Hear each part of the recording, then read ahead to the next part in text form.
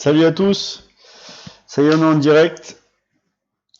Salut à tous. Donc vidéo aujourd'hui live. Ah, il est tard, il est tard. Ouais, je me suis endormi. Je me suis endormi, je me suis réveillé. Donc vidéo en direct aujourd'hui pour finir la vidéo d'hier. Et par finir, je veux dire la commencer en fait et la finir. Et donc aujourd'hui on va faire une vidéo, on va faire la vidéo sur comment voir les manipulations techniques dans QGIS pour réaliser des analyses de pente, d'orientation et tutti quanti. Orientation, pente, ombrage et tutti quanti. Donc tac, je vérifie juste si je suis en ligne rapidos et après on y go parce que j'ai une vidéo à rattraper. Alors ça m'énerve un peu parce que yes, c'est bon, tout est bon. Donc on va la continuer et la finir. Alors attendez, tac, tac, ouais, on va continuer la vidéo d'hier et la finir, et c'est-à-dire faire les manipulations techniques via QGIS. Et normalement, d'après ce que je vois, ça a l'air un peu plus fluide. Donc je vais pas me gêner parce que après ça va bugger et tout, et je sais pas où c'est que ça va nous emmener. Donc l'objectif par rapport à hier, salut à tous, c'est de réussir à à réaliser les analyses de terrain. Et ça veut dire ombrage, orientation, pente, toujours à partir du modèle numérique de terrain qui est téléchargeable gratuitement sur le site de l'IGN. Je vous laisse aller voir par vous-même.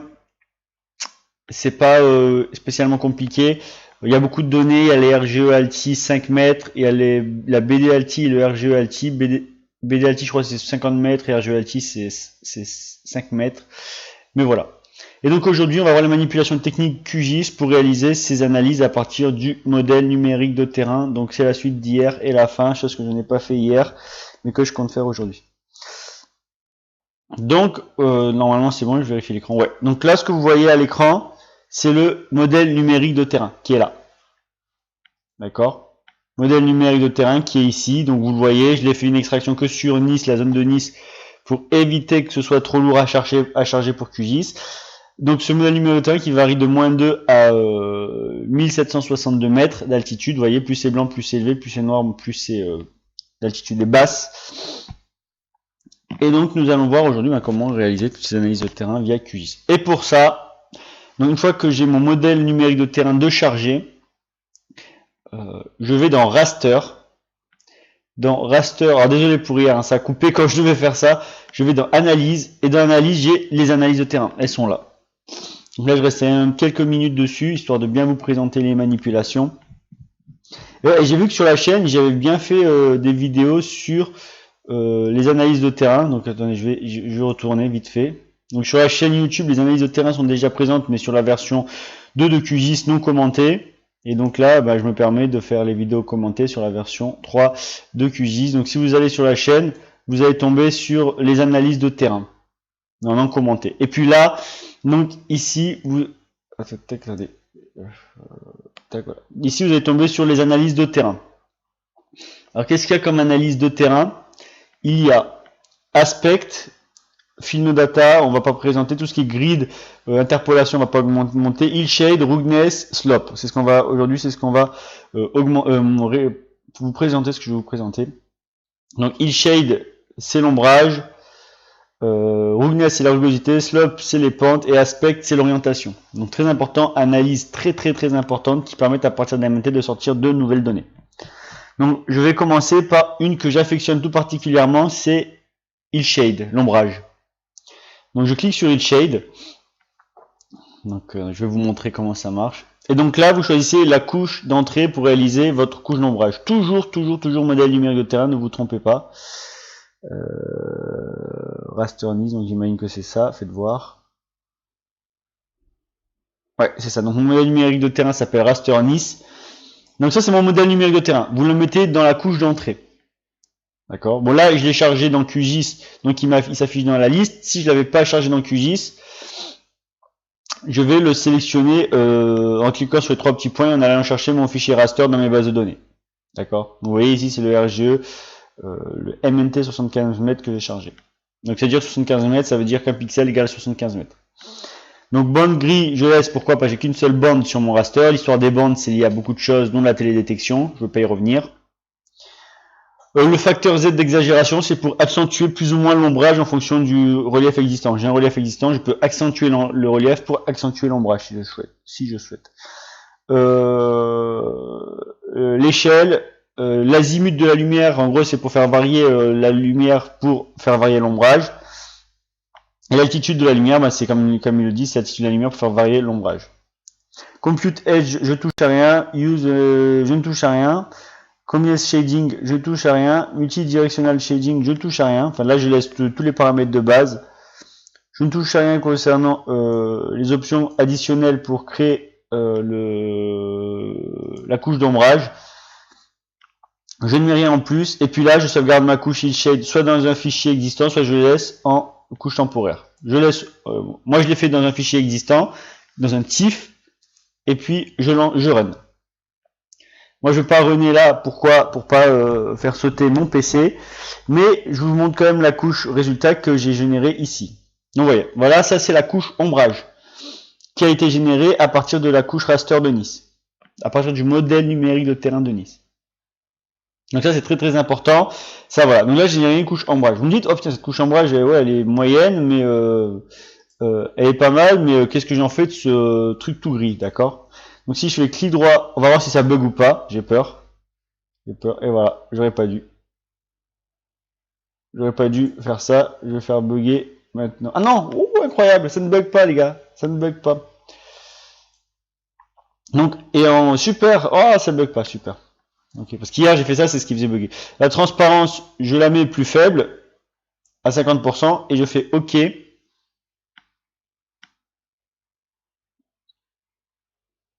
vous allez voir. Et là, alors vous voyez pas trop parce que j'ai une couche très noire. Je vais dans mon raster Nice. Vous voyez qu'est-ce que ça donne ça? Vous voyez ce que ça donne l'ombrage? L'ombrage est calqué sur le relief et ça accentue l'effet de relief. Donc dans la symbologie de mon raster, de mon modèle numérique de terrain qui ne veut rien dire en noir et blanc, donc je change la symbologie de mon raster en single pseudo couleur. Donc là c'est pour changer la couleur du raster. Là je vais mettre une couleur de raster qui ressemble à quelque chose. Salut à tous, merci à tous d'être là. Merci à tous d'être là. Donc là, je vais changer les couleurs du raster. Je vais mettre quelque chose qui ressemble aux couleurs d'un raster, c'est-à-dire celui-là. Tac. Donc là, c'est plus c'est marron, plus c'est bas, j'inverse. Je fais OK. Donc là, je change les couleurs de mon raster parce qu'il est en noir et blanc et que j'aime pas trop.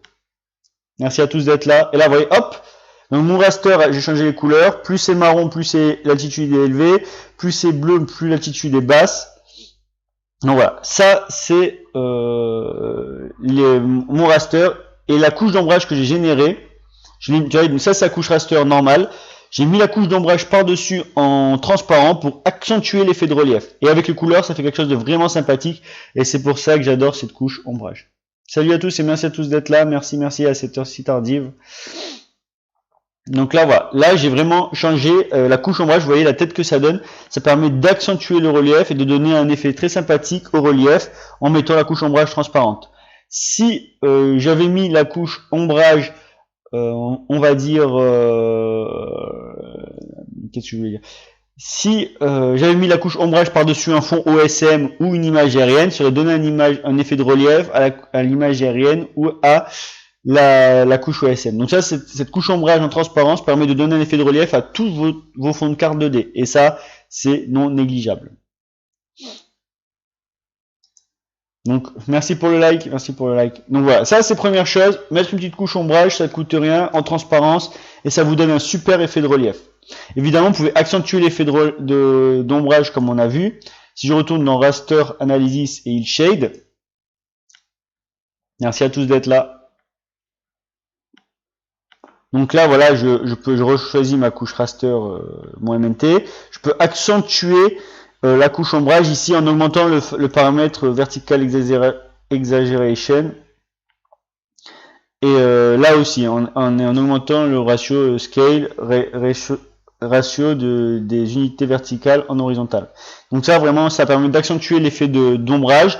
Et ici, ça permet de changer la position de la lumière et l'altitude de la lumière pour changer les variations d'ombre. D'accord? Faire changer les variations d'ombre. Donc je fais pas run parce que sinon ça fait planter le truc, mais voilà, j'avais tout généré à l'avance, donc voilà. Donc ça c'est l'ombrage et ça c'est la couche MNT, donc ombrage transparent plus couche MNT, ça fait plaisir. Ça fait un bel effet de relief et c'est assez propre. Donc ça c'est la première chose.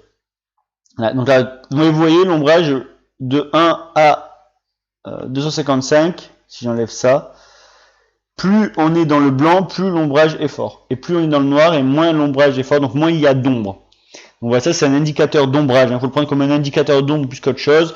Je fais une aparté ultra importante. Là, on travaille sur le modèle numérique de terrain. Salut Steven. Ça fait plaisir de voir des gens, des nouvelles personnes à chaque fois. N'hésitez pas à intervenir sur le chat si vous avez des questions. J'aime bien, je répondrai si je peux. Mais salut Steven, ça fait plaisir de voir à chaque fois de nouvelles personnes. N'hésitez pas à faire vos retours sur la chaîne ou si vous avez des besoins. Voilà. Donc la couche d'ombrage, elle se réalise à partir d'un modèle numérique de terrain. Je tiens à faire un aparté. Là, on parle de modèle numérique de terrain.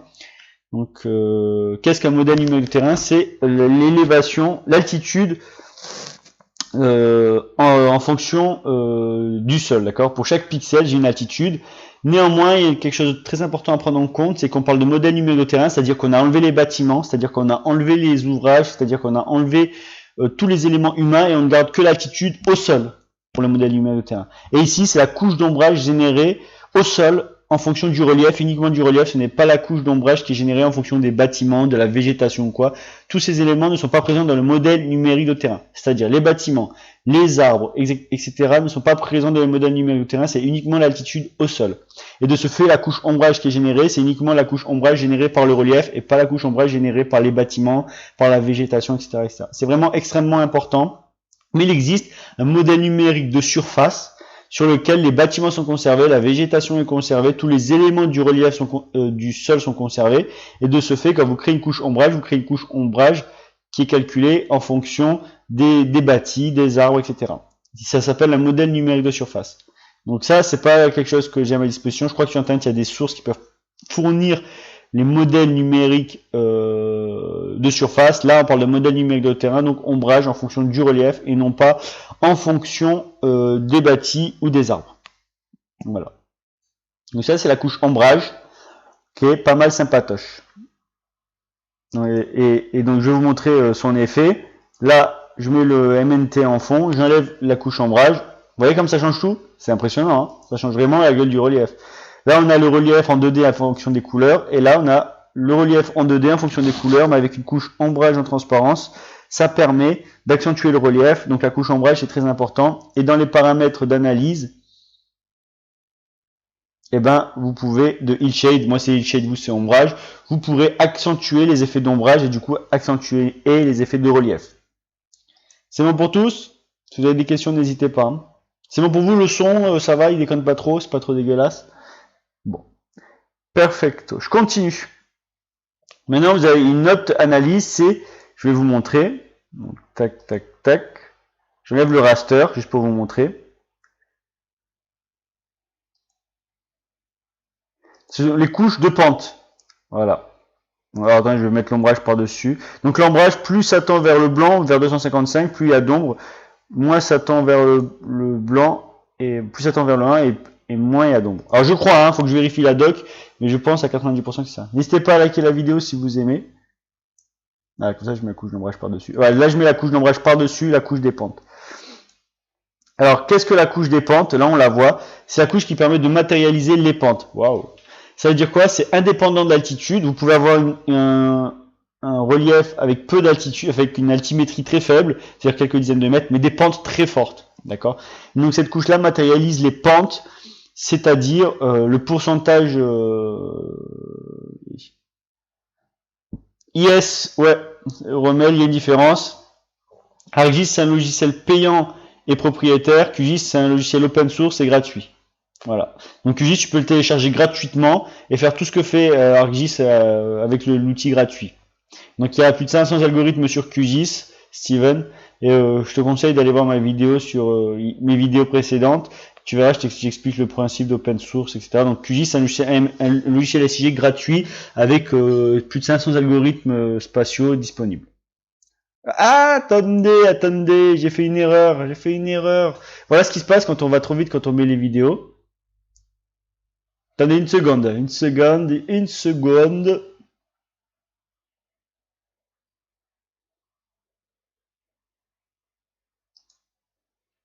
Restez avec moi, je fais juste un petit paramètre.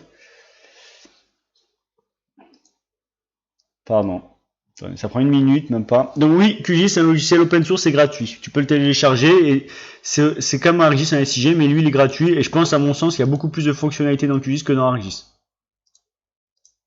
Et je pense, j'en suis sûr même. Donc voilà. Et donc là, j'ai la couche de pente. D'accord. Plus on tend vers 62, plus la pente est forte. Il y a possibilité de réaliser deux types de couches de pente, une en degrés, une en pourcent. Je crois que je l'ai réalisé en pourcent. Pour réaliser une couche de pente, ça donc c'est très important les couches de pente si vous voulez voir la nature accidentée de votre relief. Plus il y a des pentes fortes, plus le relief est accidenté. Et moins vous pourrez mettre des projets d'aménagement structurant, en plus ça va coûter cher en terrassement, etc. Faire des pentes, je vais dans Analysis 6 et Slope. Donc moi je l'ai en anglais, mais là c'est en français. Tenez, je balance une pub. Vous me direz ce que ça fait. Et donc Slope, c'est là. Donc d'accord. Donc au début dans Slope, pardon, je mets le modèle numérique de terrain en couche d'entrée. Je choisis la bande, j'ai qu'une bande. Et là, donc vous avez Slope Express as percent instead of as degree. Donc si je clique ici, je vais avoir une couche des pentes générée en pourcentage plutôt qu'en degrés. Moi, j'ai pas cliqué ça, donc elle a été générée en degrés. D'accord. Donc après, vous avez des algorithmes. Là, c'est pour compresser l'image. Une fois que vous avez généré votre pente, vous la sauvegardez soit dans un fichier, soit dans une couche temporaire. Moi, je l'ai mis dans un fichier. Là, pour info, vous avez la fonction GDAL pour réaliser un modèle numérique, réaliser une carte de pente en ligne de commande. Donc ça, c'est bien. Vous avez la console. Si jamais vous voulez faire du GDAL, vous avez les fonctionnalités ici. Une fois que c'est bon, une fois que vous avez mis en entrée votre modèle numérique de terrain, uniquement votre modèle numérique de terrain, que vous choisissez d'avoir une couche soit en pourcentage, une couche des pentes soit en pourcentage, c'est-à-dire que la pente est exprimée en pourcentage, soit en degrés, c'est-à-dire que la pente est exprimée en degrés. Vous choisissez et après vous générez votre couche. Et là, vous générez votre couche soit dans un fichier temporaire, soit dans un vrai fichier. Et là, la couche est générée. Donc là, elle est générée. Donc là, je l'ai fait en degrés, pardon, donc c'est des pentes en degrés. Plus on tend vers 90 degrés, plus la pente est forte. Plus on tend vers 0 degrés, plus la pente est faible. Donc là, plus vous s'attend vers le blanc, plus les pentes sont fortes.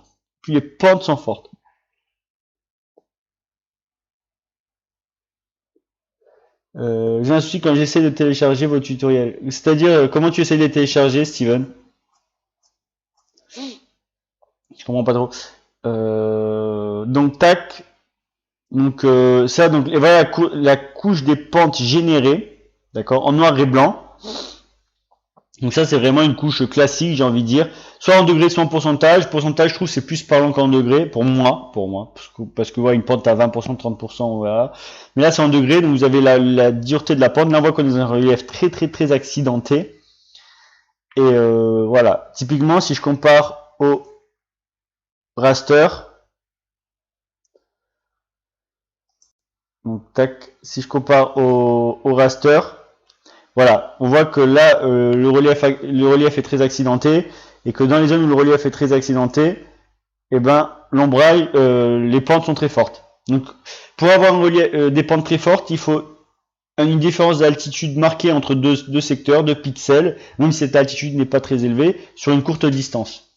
D'accord. Plus vous avez une chute d'altitude importante sur une courte distance, plus la pente va être forte. Ça, c'est vraiment quelque chose à savoir. Enfin, c'est la classique, j'ai envie de dire. Mais si vous avez une altitude très élevée, mais d'une faible différence d'altitude sur une zone relativement longue, vous allez avoir de faibles pentes. Donc la pente n'est pas facteur de l'altitude, mais facteur du différentiel d'altitude entre deux zones sur une distance. Donc voilà, là, ça c'est ma couche de pente. Donc ça permet de voir si les pentes sont fortes. Si les pentes sont fortes, c'est difficile de réaliser des aménagements ou autres, ou des constructions. Et donc souvent les populations se dispersent dans les zones où les pentes sont faibles. Là c'est une vallée. Donc voilà. Et indépendamment de l'altitude, vous pouvez avoir des zones d'altitude très élevées comme au Chili ou au Mexique à 5000 mètres d'altitude, mais vous avez énormément d'individus parce qu'à 5000 mètres d'altitude vous êtes sur un plateau, donc faible pente, donc les gens peuvent les gens peuvent se concentrer puis se disperser sur la zone. Avec de fortes pentes, même avec une faible altitude, vous pouvez rien faire. Donc voilà, générer une couche des pentes, c'est ici. Si vous n'avez pas de questions, je continue. Donc ça, c'est la couche des pentes. Vous avez une couche d'aspect. Alors ça, c'est super intéressant, les couches d'aspect. D'aspect, c'est-à-dire d'orientation. Vous allez voir ce que ça donne. Voilà. Donc ça, c'est une couche d'orientation.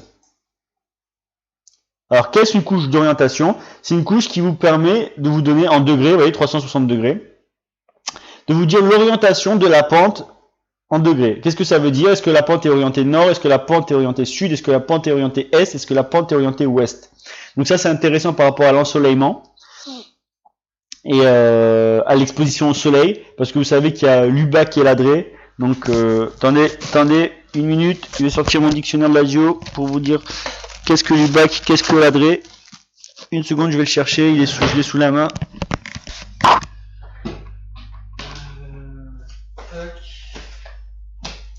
Yes. Je l'ai, les gars, je l'ai. Donc, qu'est-ce que l'UBAC, qu'est-ce que l'ADRE? Et c'est avec ce traitement-là qu'on permet on peut réaliser tout ça.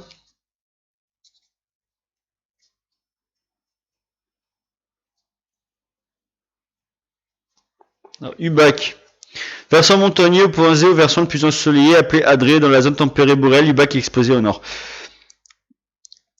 Donc l'UBAC, c'est le versant à Londres, et dans l'hémisphère nord, l'UBAC est exposé au nord. C'est dans l'hémisphère nord, l'UBAC, le versant à l'ombre, est au nord. Et l'ADRE, le versant au sud, l'UBAC, versant au nord, ça veut rien dire, n'est pas au nord, est à l'ombre. Et l'ADRE, versant au sud, est exposé au soleil. Donc voilà. Et donc avec cette couche, je peux savoir quels sont les versants qui sont exposés au nord et donc qui sont à l'ombre, quels sont les versants qui sont exposés au sud et qui sont au soleil, quels sont les versants qui sont exposés à l'est et quels sont les versants qui sont exposés à l'ouest. Ça, c'est très intéressant pour faire une carte d'exposition au soleil, pour savoir si notre bien ou quoi se localise est plus exposé au soleil ou plus exposé à l'ombre. Donc ça, c'est quelque chose de très très important et de très utile. Donc voilà. Et donc là, vous voyez, cette carte d'orientation me permet de savoir qu'est-ce qui est exposé au soleil ou qu'est-ce qui est exposé à l'ombre. Comment réaliser une carte d'orientation? Je vais dans Raster, Analysis et Aspect. Merci pour les likes. Dans Aspect, en couche d'entrée, toujours pour réaliser ces analyses, je mets le modèle numérique de terrain. Je choisis la bande. Donc, retourne trigonométrie angle instead of azimut. Donc voilà, moi j'ai mis l'angle trigonométrique à la base. Mes 0 au lieu de moins 9 1999, ça j'ai pas coché, et ça c'est un algorithme, j'ai pas coché. Idem pour les paramètres additionnels, si vous voulez compresser l'image, vous choisissez ici. Moi je compresse jamais l'image raster pour garder une bonne qualité.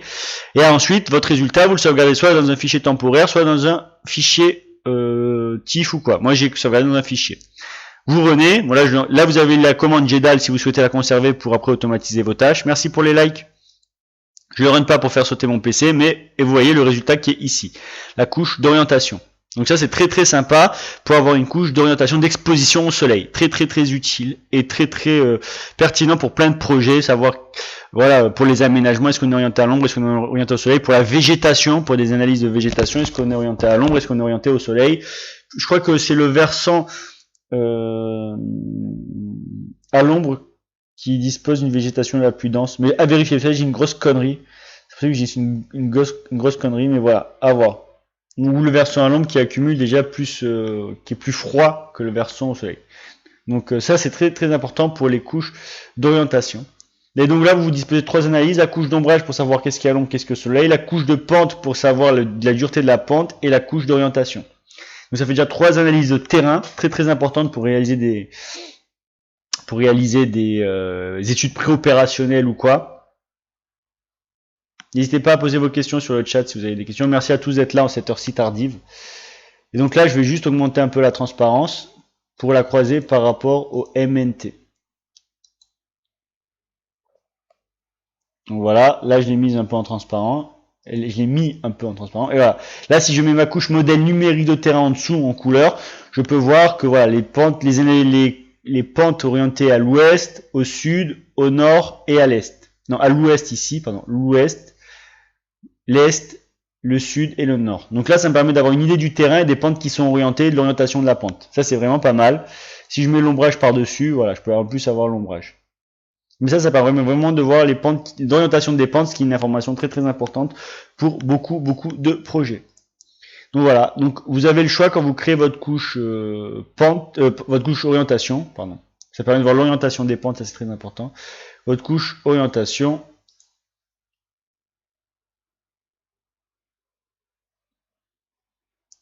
Vous pouvez soit mettre l'angle trigonométrique, le 360 degrés, soit l'azimut. Moi j'ai mis l'angle trigonométrique. J'ai mis l'azimut ici, là je crois que c'est l'azimut, donc 360 degrés. Sachant que l'angle du nord, c'est dans l'hémisphère nord entre 0 et 90 degrés. Et au sud, l'angle du sud, c'est 270, 360 degrés. Voilà. Donc voilà. Donc c'est ici, donc c'est super, moi j'aime beaucoup ces informations. Et bien sûr, chaque pixel correspond à une valeur d'azimut, chaque pixel correspond à une valeur d'ombrage, chaque pixel correspond à une valeur de pente, ce qui vous permet, au travers de la calculatrice raster, de faire des sélections. Je veux la pente, les zones dont la pente est faible et orientée au sud. D'accord. Et avec une altitude inférieure à 500 mètres.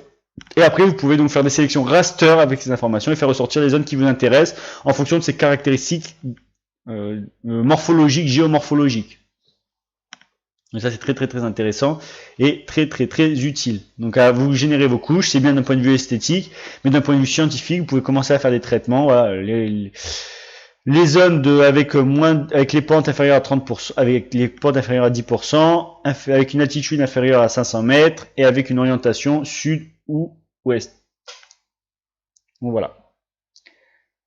Et enfin, vous avez le dernier indice, l'indice de rugosité, qui est ici, qui est pas vraiment pareil que les pentes, mais qui vous donne une idée sur la rugosité du sol. Alors comment se calcule la rugosité sur QGIS?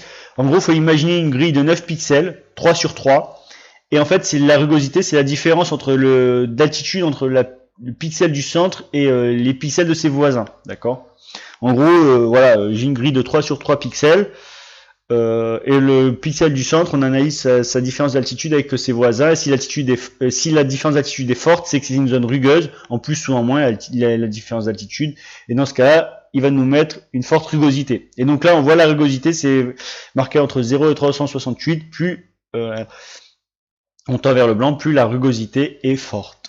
Et donc là, si je vais dans raster, comment générer une couche de rugosité du sol, et donc là on parle de rugosité, on peut avoir une faible altitude, mais une rugosité forte, c'est dans rugness. Alors vous, c'est rugosité. Alors c'est à tous d'être là en cette heure si tardive. Et donc là, voilà, pareil, toujours je choisis mon modèle numérique de terrain. Là, je choisis toujours une bande et c'est tout. Et là, je choisis mes paramètres de compression si je souhaite. Et là, ici, je sauvegarde ma couche soit dans une couche temporaire, soit dans une couche un fichier existant. Et là, j'ai le script GDAL pour être en mesure de lancer mon script, de le copier. Je copie-colle cette ligne dans ma console et je peux automatiser les tâches via GDAL. Une fois que c'est bon, il me sort cette couche ici. Et donc là, ça veut dire quoi en blanc? C'est-à-dire qu'il y a un relief très rugueux, c'est-à-dire qu'il y a une forte différence d'altitude entre les pixels d'une même zone, entre les secteurs d'altitude. Sur une faible zone, il y a une énorme différentiel d'altitude au sein d'une même zone.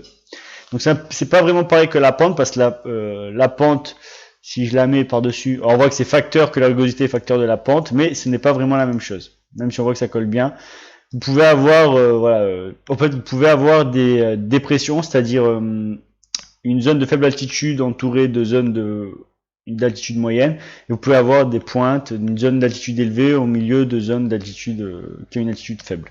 Donc voilà, donc ça c'est la rugosité. Et ça permet donc de calculer des indices de rugosité avec QGIS au travers de l'analyse raster. Toutes les analyses de terrain sont ici. Il y en existe d'autres, je ne vous ai pas tout présenté, on les verra petit à petit. Je ne vous ai pas montré la couche TPI, la couche TRI, donc ça je vous laisserai voir. De votre côté on fera des vidéos. Et SIEV, alors je ne sais pas ce que c'est, on va voir ce que c'est. Je clique juste dessus pour voir, mais j'ai jamais lancé.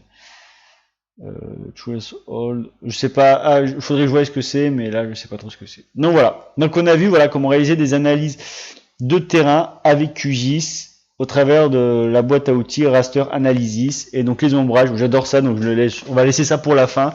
Ça vous permet de réaliser une couche d'ombrage qui permet d'accentuer le sol, vos images 2D avec un MNT en dessous en couleur. Ça permet vraiment de pousser, d'accentuer le volet 3D d'un territoire. Et je vais juste essayer de m'amuser un peu en mettant, il y aura une couche sur les fonds de carte, ne vous inquiétez pas, OSM. On va mettre un fond de carte OSM et donc on va voir ce qui se passe. N'hésitez pas à liker la vidéo, à partager, à vous abonner si vous n'êtes pas abonné et à soutenir la chaîne financièrement si vous souhaitez. Donc là on est à 38, donc voilà. Donc voilà, vous voyez, là j'ai mis le fond OpenStreetMap avec la couche ombrage par-dessus en transparence. Là c'est ma couche OpenStreetMap, là c'est ma couche ombrage en transparence qui permet d'accentuer le relief d'OpenStreetMap et de donner un effet 3D à un fond de carte 2D. Donc c'est vraiment super, moi j'aime beaucoup. C'est un petit tip, c'est un petit truc si vous souhaitez mettre des effets 3D sur vos couches 2D, mais vos fonds de plan 2D. Ben, avec un bon fond de plan, ça marche avec un fond de plan et un ombrage en transparent. Ça vous permet de vraiment donner un effet relief 3D à vos fonds de plan. C'est vraiment très très bien, moi j'aime beaucoup. Tac, tac.